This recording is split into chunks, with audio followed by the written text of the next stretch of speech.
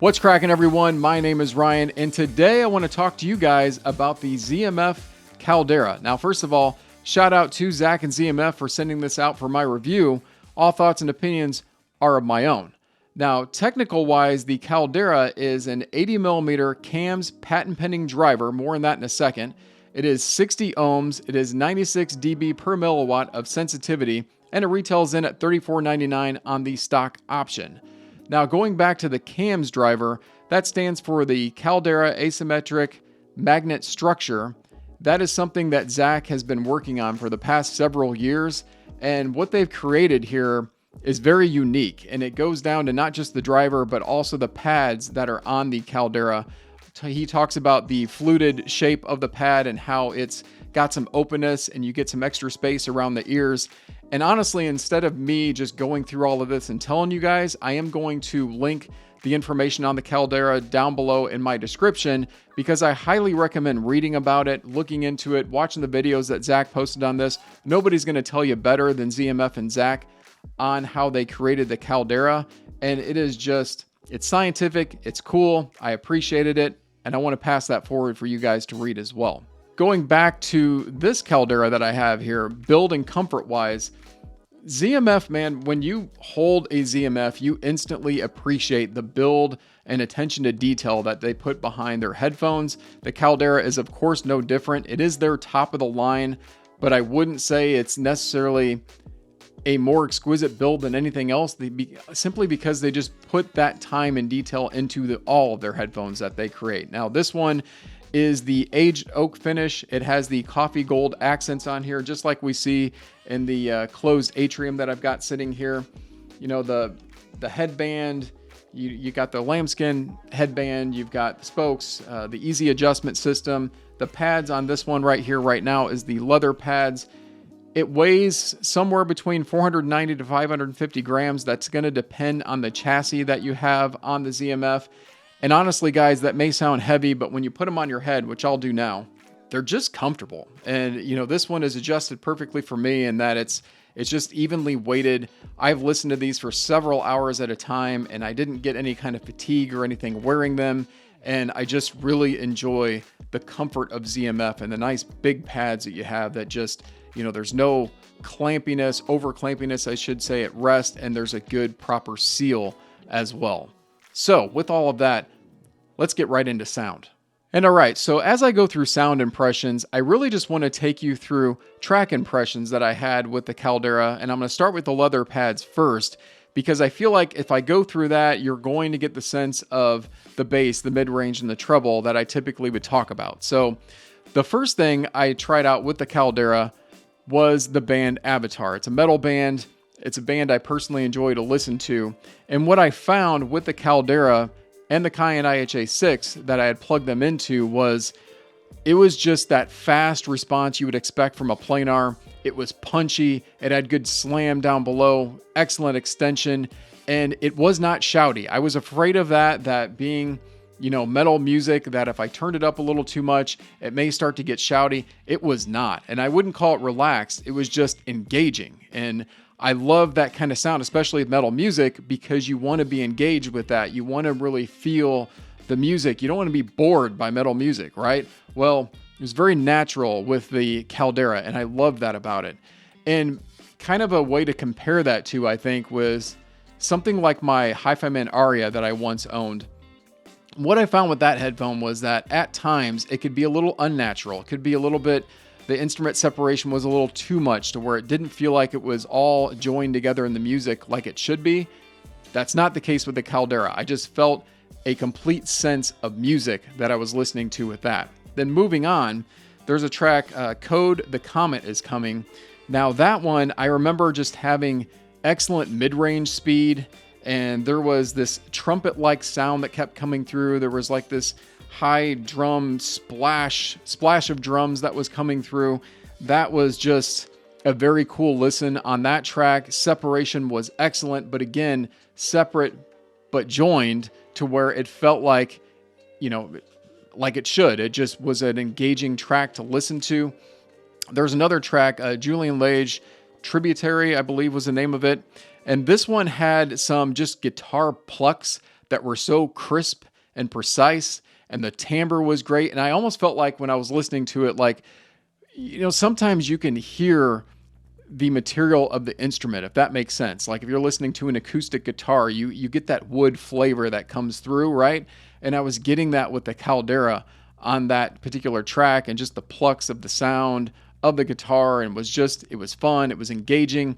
And lastly, there's a track I listened to called The Freaks. Now this one is more of like an electronic EDM type track. It's got a very thumping bass line to it. It's very fast, transient response, rhythm and pace, all of that is into it. Man, when I listened to that track on the Caldera, I remember closing my eyes and sitting back and just nodding along, and I was envisioning myself as like a DJ in a club or a crowd. And I freaking love that about the Caldera, and with that track that, we're talking about 3 different genres that I just went through there, and just the engagement that I got out of that. So the next thing I want to do is kind of take you through switching over to the suede pads, because with the suede pads of the Caldera, it's going to be a little bit brighter, and you're going to get a little bit more shine into the treble, is the best way I know how to describe that. Bass response, I would say, with the suede pads, it's a little bit quicker to roll off. And I don't mean roll off like there's no extension. There's plenty of extension. I just mean roll off that when you get a hit on the bass, it's just a hit and go on to the next. Whereas with the leather, you just got more oomph down below. Treble and just the high end and the mid range and vocalists and things were a little bit more snappy. And when I say snappy, I guess one good example of that is like if you ever take a rubber band, right? And you put it on your fingers, and you pull back and you just snap. If you got good tension to it, kind of hurts. And it's got good snap and kick to it. That's kind of how I feel with the treble and the mid-range of this, is that snappiness to it. But then if you like loosen that up a little bit, that's almost kind of how I imagine like a tube can be, or just something that's a little bit more relaxed. Well, the suede pads, I think, just gave it a little bit more snappiness.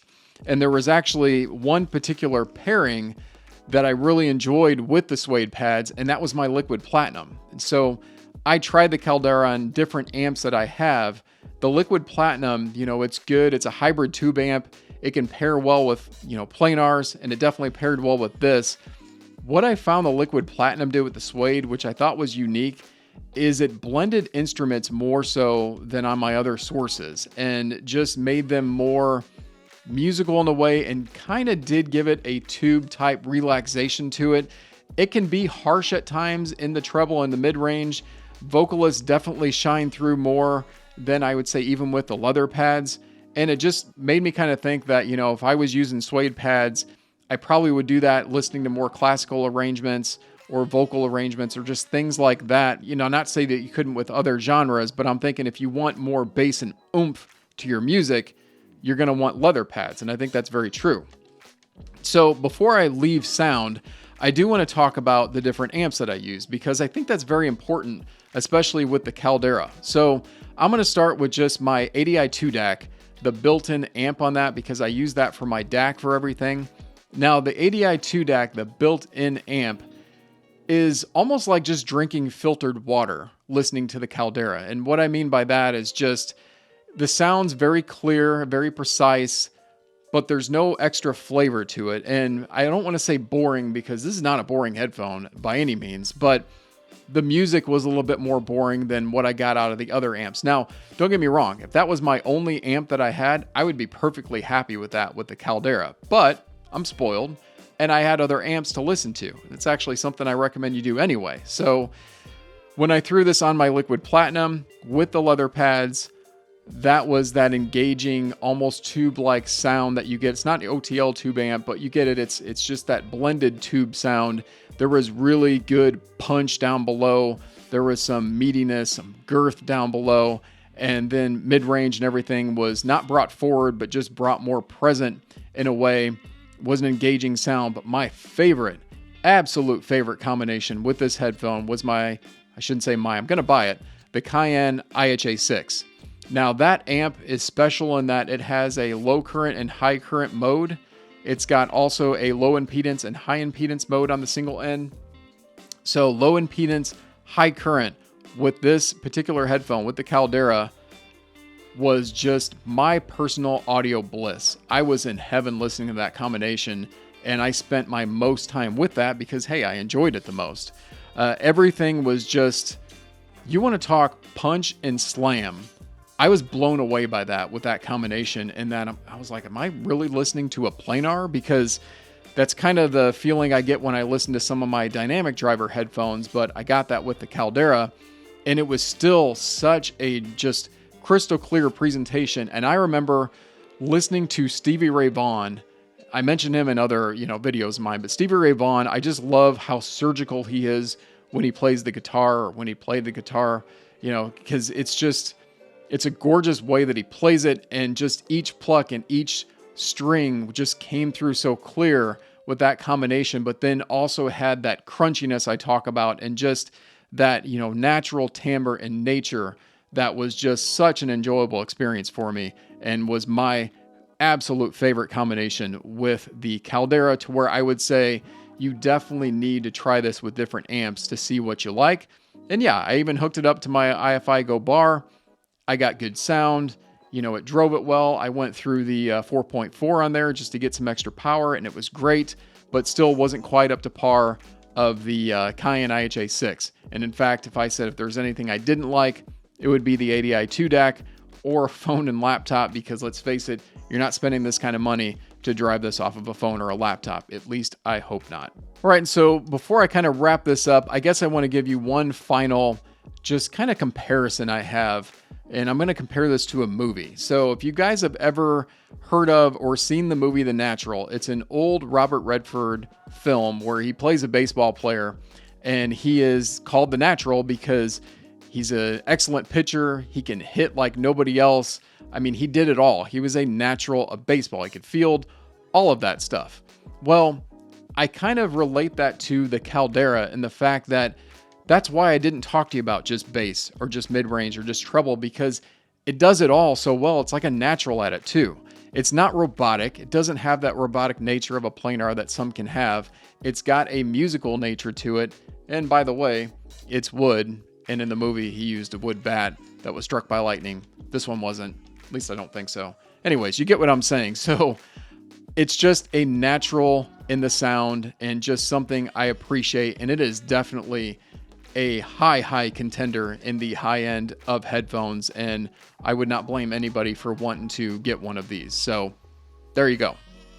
Now, hopefully you like this video.